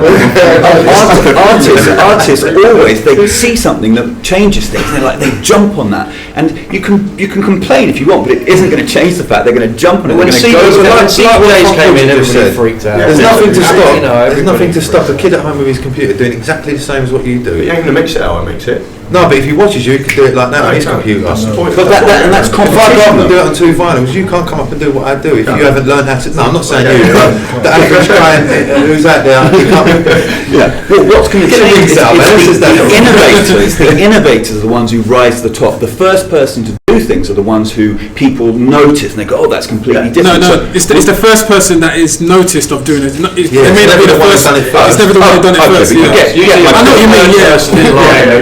Creativity comes from influences all the time from what's around you anyway. You know, sometimes you get influenced by something subconsciously. I'm an IP lawyer mainly, and sometimes you get a case where somebody comes up with a logo or something, and then you later on find out that it's been nicked from somewhere. Now, it doesn't mean that that designer deliberately nicked it, but they could have just walked past it in Vienna or wherever and just forgotten about it, and it's in their subconscious. But that's how we create. We create from what's there in the commons. And you know, the idea that these people who make these tracks, digital tracks, are any less skilled because they're creating a digital with digital technology. I just don't agree. To me, they are less skilled though, because if you can go and do that live in a club, if you can go and do your edits live in front of the crowd and smash it, I'll clap you off the stage. But if they're doing it at home, You can do your edit there live. yeah, if they're doing that, then I ain't got a problem with that. But when you're doing it at home and you're trying this and it don't sound great, so you do it a different way and it don't sound great, and in the end you get one that does. What's recorded okay. music? What's recorded music? Yeah, but that's different. I'm talking about the art DJ. Okay, I'm Not making not being music. funny, but because we're quite going on tangents, it's just sort of the vinyl debate is sort of getting lost here. yeah, really. that's what I was going. It's not really. Well, I was just going to bring it back to the vinyl part, because we're running out of time No, here. see, yeah. Just adding to your point about doing it at home. Surely, when you're DJing with vinyl and you get those new records, you play them at home and you practice going like, these guys It don't go matter how well. many times you practice. When you go in a club, you've got to hit it exactly there and there. There's so many things that could go wrong. The needle could slip. The decks might not be earthed. You could. There's so many things that. Yeah. Okay. Yeah. Sorry. Okay, right. Shut my mouth. Okay, right. So as we're running out of time, right, I'm going to go along the whole panel. Yeah. So I'll start, because I've started to my left, I'm going to start on my right this time. So Peter. Hello. So, would you say pro or con for going back to digital formats and vinyl? I think that vinyl is great for a certain group of people, and it'll always be there, and it'll be good for showcasing a band or something and giving people vinyl records at the launch party or something. Demon Music Group back in April had just set up a new vinyl only division. So and as people mentioned, lots of people are doing that. So it is not dead, and it shouldn't be dead. It's great. I remember Donna Summer and all the stuff that I grew up with. It was great. I loved the vinyl. But as I said, as a mass media format for mass music consumption, it's never going to be that again, and it shouldn't be really because of progress of time. Okay, Doug? But I think you'll know where I stand. Do I even need to ask the question? Anyway, I know I've made it sound like I hate I don't. I know that that's where it's going, and I fully appreciate the fact that there's a lot of skill. I can't do what you guys do, so I'm not saying that it's easy because I can't do it. But my main thing is, you know, when you can play vinyl in a club, well, you're worth your money. When you can press a button or load up the computer and it does stuff for you, I struggle to see that you're worth the same money that someone who can go out there and nail it with two. Because like Funk Butcher just said, if you've practiced with vinyl, and just as you're getting to your cue point where you know you're going to mix your tuning because you've got this wicked mix, you want everyone to hear jumps, you've got to know how to then come back around, and you can't just loop it and go back to it and like, yeah, you fucked it, you've got to go and find your new way of doing it. So I've said enough anyway. So team vinyl, Again, there's a lot of pros and cons for vinyl. I'm a big fan of vinyl. I'm probably going to put out vinyl on my label. My feeling is that it will be something personal to me, and if I was going to release it, I would again put as much love and effort into the packaging and delivery of that vinyl to make it something like basically like a present to that person, whoever takes time to purchase it.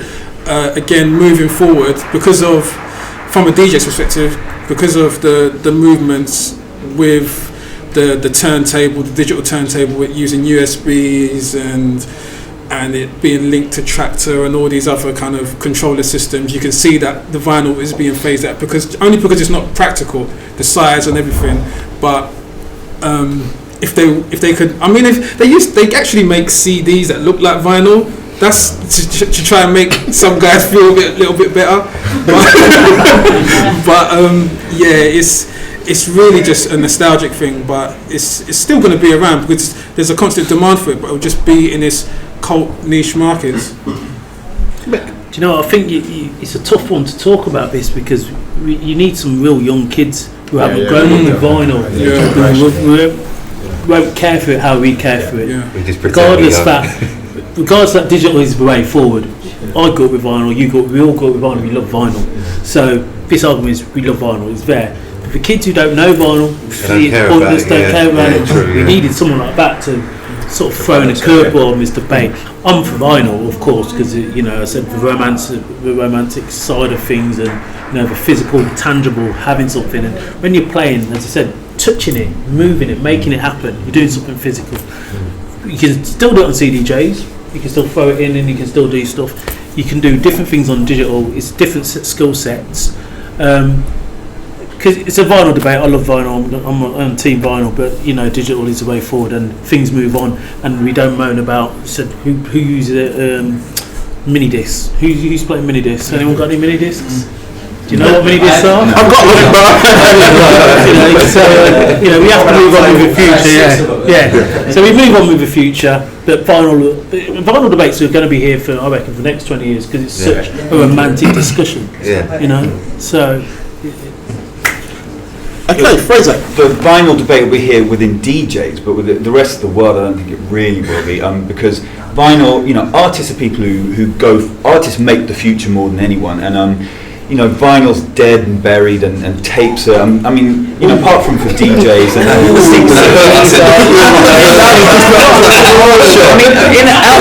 outside of the DJ world, I'm sorry it is, and even MP3s, whatever, really the future is just the cloud and stuff like that, and however, people still do want a physical, and they still do want an art side, and they still want a cultural side. So the point is that we just have to. You can't argue about the tide. You can't argue about evolution. That's where it's going, and you just have to embrace it. And fine, you do these nostalgic things. You still make the artwork and everything, but it's all in a cloud, and we're all going to be, we're going to be floating in clouds. Okay, James. I don't think we've got any idea. I don't think we've got a clue. The biggest selling record in America 2 weeks ago, Queens of the Stone Age, is the biggest selling vinyl record for the last 10 years. It is over exceeded any SoundCloud, any SoundScan in the last 10. It's like massive amounts of vinyl, which meant it went to number one. I think when the world ends ain't going to find no SoundCloud, ain't going to find no clouds or digital. They're going to find a stack of vinyl in some, in some so it ain't going to go. So I think you're just, and it's just the argument of economics, the world we live in. I think that vinyl is the same. It's like people aren't going to stop painting paintings with paint. There's something that you can't argue about. It's whether you can argue about the way it sounds like everything, but the fact is, it's just a physical format that will never go. Whether it sells 25, records, you have to remember, are selling more than they have probably ever, especially singles. When was the last time a single did 75 million? No, it didn't exist. It did not exist. So we just, it's just there's so much stuff going around. It ain't going to go as a format, but it is not dictating the commercial parameters of how people buy music. That's the difference. Sonny. Kind of what he just said, really. But on a personal level, I'm still going to buy vinyl. I still like vinyl. I've got a big attachment to it emotionally, and I'll still play it at home. On a professional level, sadly, it's not relevant to how we've evolved in the DJ market or as a producer so much. So, yeah, I think it's going to continue and it's going to be more niche. But yeah, long live vinyl. Okay, and just to wrap up, we've talked about the past, which is vinyl, so we'll go on to the future. So this is the time where you all get to shamelessly plug whatever you're working on at the moment. So Sonny, start with you. What, as to what's coming up? Yeah. I'm working on a lot of music. I'm working towards an album. I'd love to think it'd come out on vinyl, but we shall see. Just making records, funnily enough, working with Vinyl Factory at the moment, so very much immersed in the vinyl process. I'm making album art and setting up musicians with artists to make insane album art, so that just the whole point is just to get beauty out there and to mix it in with the music. So you've got this world of you're in this story. In the short term, I just want to finish my juice diet. 2 days in, and it's hard work. I don't know, you're going to follow that? Juice? You go over and start eating, it's fine. Yeah, I'm just going to keep finishing records, carrying on stuff in my houseology. Funny enough, I've got a vinyl release coming out in September. So after all this, everyone's doing vinyl. Everyone's got a vinyl release coming out. Jammy Jam. Okay. Yeah, I've got X amount of promotions coming up. I've got an Uncle Doug's and Friends album coming out, which will be digital. Yay! Vinyl as well. And I'm in the process of putting a documentary together at the moment about the history of the scene from day one until now. So keep your eyes out for that. And it'll be vinyl heavy, but I'll let a little bit of digital in. Can't use that in. Working on a music website called My Beats, which is a co-creation music community. The idea is that you can go on there, create tracks, edit, mix the tracks, and then collaborate with users worldwide. So simultaneously on the same browser, you can have 5 or 6 musicians playing different parts of the song, and then sharing it on social media. So doing everything that Doug hates. So I'm absolutely slap bang in the middle of the thing that you all hate, and not everyone, but and the whole idea is that you can create a music community using digital media. We're having a soft launch on the 9th of August, and I'd love all you guys to use the website. So just let me know, and I'll send you the link. And you can let me know what you think of it. Okay, so I'd like to thank everyone who's been here on the panel, and thank you all for coming in.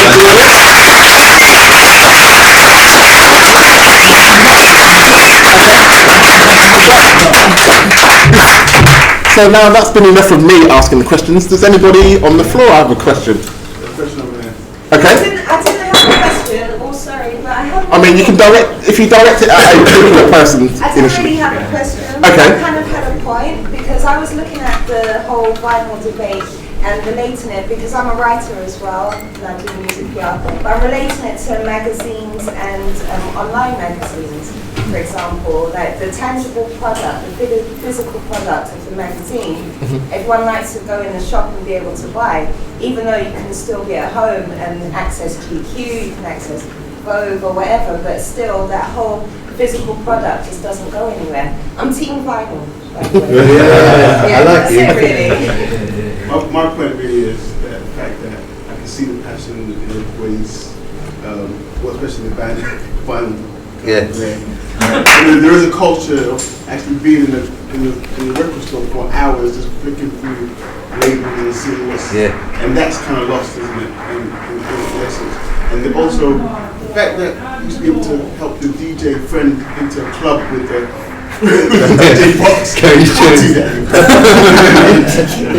don't hold his USB. Turned away. You're not DJ, you haven't got which records. Okay. So, I personally think, I mean, I know Doug's here and I've met a couple of people tonight, but for me personally, the music that's been on in the last 20 years, the music that we're all talking about, and there's still radio shows every week that specialise in a certain element of music, they're the ones that we're all talking about. And them digital tunes that come and go, like I've mentioned tonight, they come and go within a week, and you say, they're good, but they literally come and go. And there's tunes there that we're all listening in, and we're waiting for that one DJ who we know has got that one tune.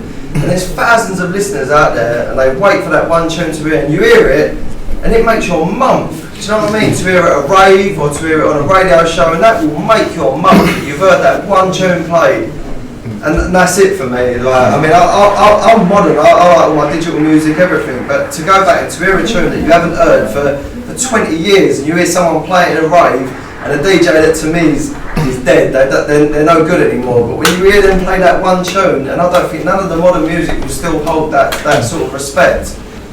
And that's it. Okay,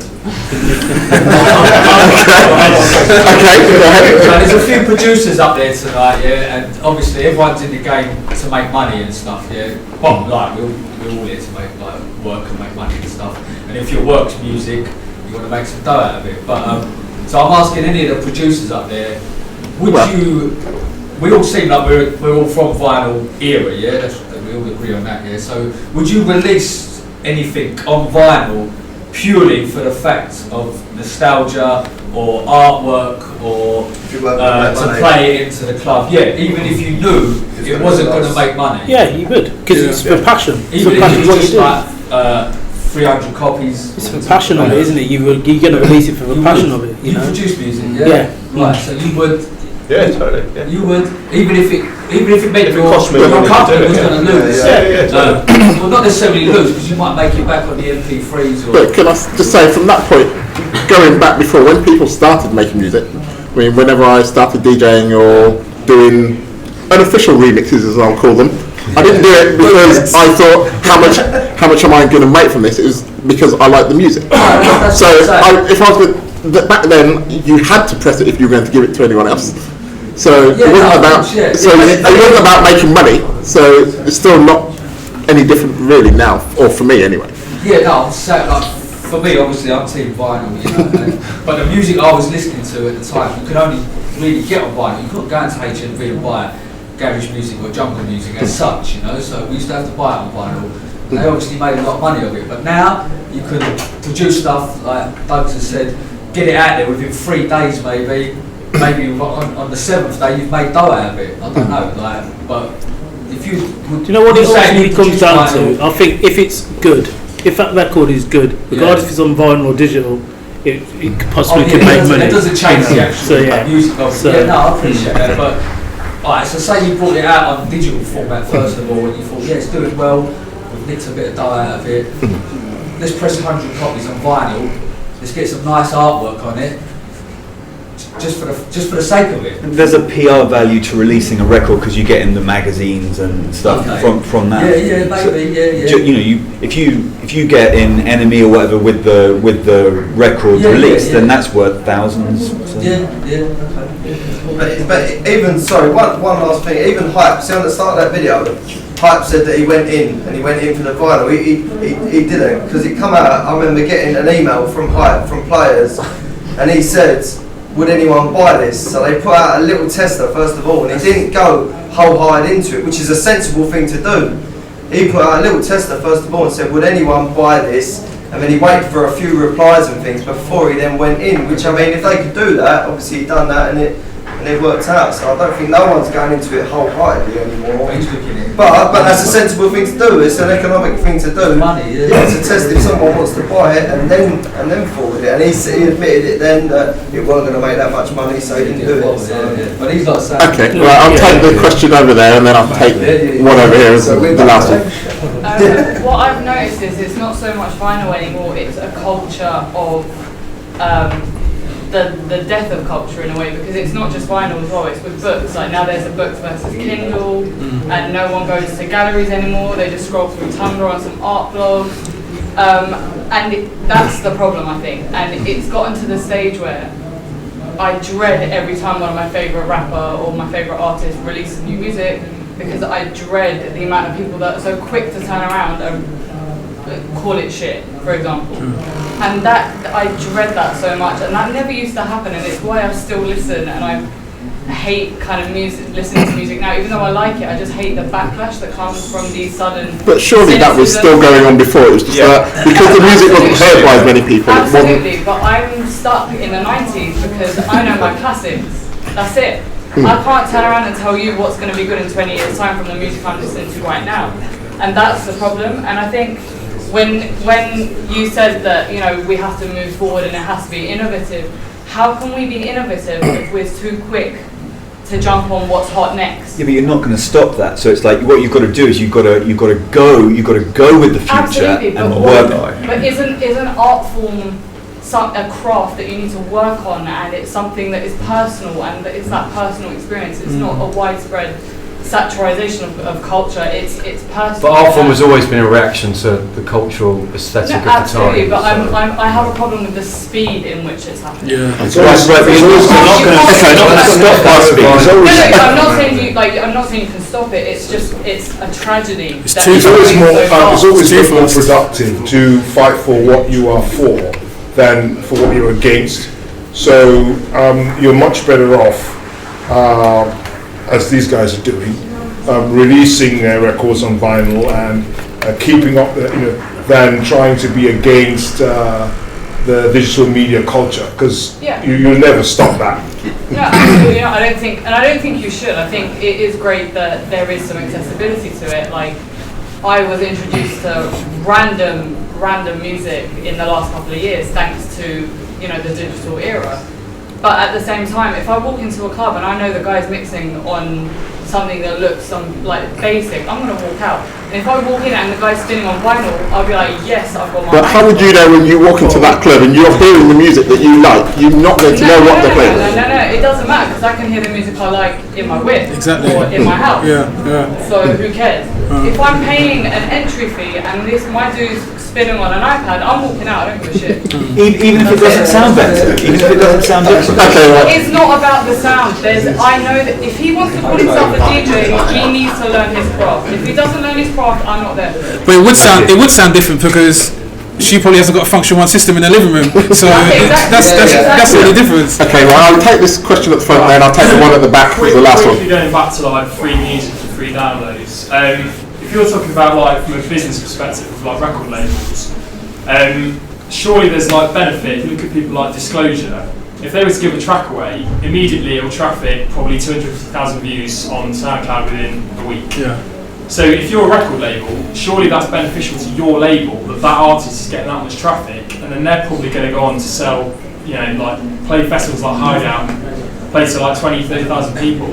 So there's not the kind of benefit, whereas 20 years ago, if you had an artist that was hot, it would take a long time for that artist to really break through to a lot of people through vinyl. With digital, it's here's a quarter million people. Do you know what I don't know, though, you said the promo out. Yeah, because millions of promos. do you know 20 years ago an artist had time to develop his career. He had 5 albums to develop a career, so he would be there for 20 years. Nowadays it's if you don't make it that first single, second single, you haven't even got the album. So yes, there's pros and cons for the free, and the free can lead to more exposure. It's marketing, it's promotional marketing. But as I said, the dynamics have changed. But 20 years ago, you had 5 albums to develop your craft. You weren't expected to be anything until the 3rd album. If you got fans in the first album, great. If you didn't, 3rd, 4th, 5th. If by the 5th you hadn't made it, that's it. Your career's done. It sounds to me a little bit like snobbery, some of this. I mean, you get some artists who play several different musical instruments. You get loads of artists can't play a single decent musical instrument. If you've got a musical genius and I do listen to classical music, like Vivaldi, he'd say a whole bunch of you don't know anything about music. So I think it depends on, it's far too sort of nebulous to say that these guys aren't skilled and you've got to have this skill and you're working hard on this, because there's always going to be somebody who can play a dozen instruments more than you. There's always going to be somebody who's going to be better at something particularly than you are. But as long as you're creating an art form that people want to hear and it's in demand, I think that is something worthwhile. It's something that is important to society. And if people want to be snobs about it, well, that's all they're being, and that's it. Okay, question at the back over there. I was just going to say my appreciation of violin has been something that's kind of inherited, been passed down through something I got from my brothers and my parents. I think kids now probably wouldn't identify with an album. If you show them an iPod, they would know exactly what it is. For the survival of vinyl, do you think there's any point in educating kids to what vinyl is or the roots of it? I think when you see things like Record Day, so a lot of the young generation now are populating Record Day. They've seen their brothers, sisters. It's gone out of favour. It's become the new cool again.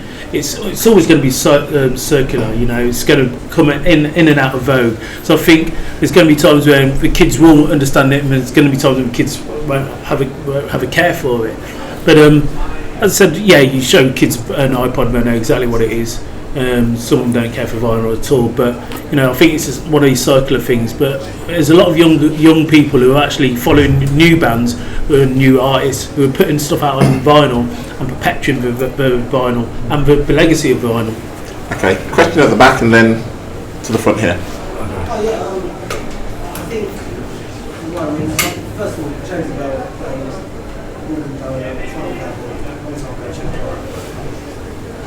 That's to you, James. I'm kind of glad that Soundplate culture exists in John. I've been in Paradise for 15 years, and I'm glad it's kind of that Soundplate culture is going away. I think there was an element of elitism in the music that stopped it. That stopped new talent coming up. They were kind of gatekeepers, and I think it forced DJs to look harder amongst more music. Yeah, it's better. Okay, and at the front here. I've got one point and one question from social media. Well, we've got hundreds, but these are the ones I picked out. Firstly, Martin Atjaz, who I'm sure you're all aware of, is a massive vinyl fan. But he's said that without our now beloved digital format, we'd still be playing a small selection of music in clubs. Digital is vinyl's little brother, which is an interesting point to take on board. And then the question, which I thought was quite a good one, was that now that Technics have stopped making SLs, do the panel think that we're going to have no choice but to move on to digital? Or is someone going to fill that void? Because we've got a lot of technology people interested in this. Do you know what? Pioneer involved, so we want to know, do you guys Do you know Vestax make a great deck, Stanton make a great deck, Serato, Newmark, there's some amazing decks out there. There's a lot of Technics 1200s on eBay. German company Reloop are making a brand new deck, 300 quid, pretty cheap. There's some very good decks. Stanton, Autofon are still making needles. The technology's still there. Technics were owned by Panasonic. Panasonic were a commercial-based company. They didn't care for the DJ market. The Technics and DJs fell in hand to hand by accident. So when Panasonic decided that's it, the marketing wasn't about DJ culture. Pioneer DJ department. They're geared up for everything that the DJ that the scene can develop. Technics never was. Now Technics are finished, but they are still some very Technics did try with their their 1210 looking CD player, which is So in 20 years time, all of those companies that haven't evolved to do something completely different will be dead. What you'll have is you'll have all digital stuff, and you have other stuff going on like holograms or whatever. You know, it's like digital. it's fine, but the decks are. I'm sorry, 20 years they won't exist. You know, it'll all be what we're talking about now. In terms of that's a fact. In 20 years time, you will have no.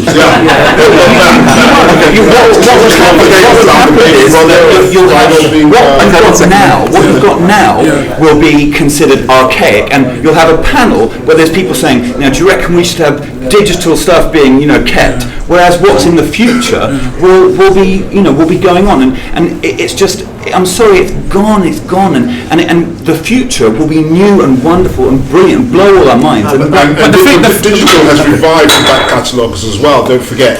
A lot of the records that are vinyl that are forgotten about, the kids now can listen to because of digital. So, and that goes back to the point you were saying about digital being vinyl's little brother. It actually is vinyl's big brother, because it bringing the music from the past to the future. Little kids can listen. Well, little kids. I mean, they're not kids.